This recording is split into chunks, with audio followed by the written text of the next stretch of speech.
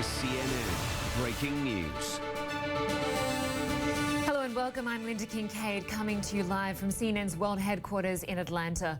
We begin with 2 terror attacks in Egypt. Dozens of Christians killed as they came together to mark what is their holiest week of the year. Bombs targeted 2 Coptic churches on what is Palm Sunday, one north of Cairo, the other in Alexandria.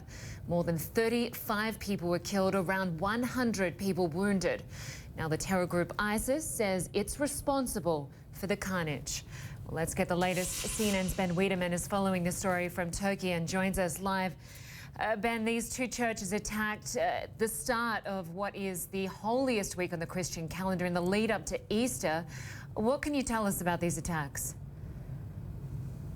I can tell you that, Lynda, that both of these churches were jam-packed with worshipers. I'll start with the latest one, which was on the Church of St. Mark in Alexandria. There, the Coptic Pope Tawadros II was actually inside leading the Palm Sunday Mass when this bomb went off. Fortunately, outside, it was a suicide bomber who was stopped by the police. Nonetheless, as a result of that bomb, 11 people killed, more than 35 injured. Now, the earlier attack took place in the city of Tanta, which is 100 kilometers north of Cairo. There in the Mar Girgis, or St. George Church, there were more than 2,000 worshipers packed inside when the bomb went off. By the pictures, it appears that the bomb was in the front rows of the church. In that instance, at least 25 people killed, more than 60 wounded. Now, we've seen pictures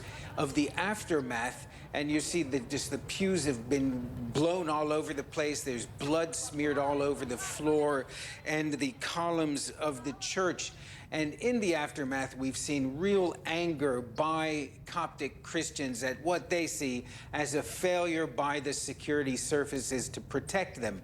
And of course, you'll recall back in December, there was a similar suicide bombing on a church in Cairo. That one also left 25 people dead. Afterwards, the Egyptian government pledged to increase security, increase protection of Christian churches.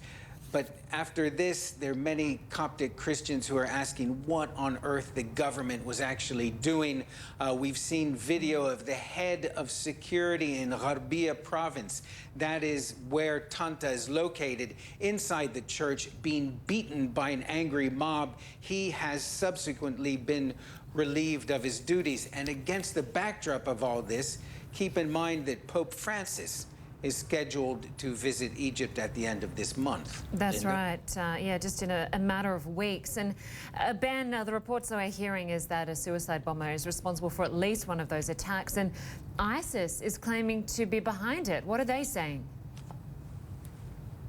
Well, this was a statement posted on Twitter by the Amaq news agency, which is affiliated with Al-Qaeda, claiming responsibility for both of these bombings.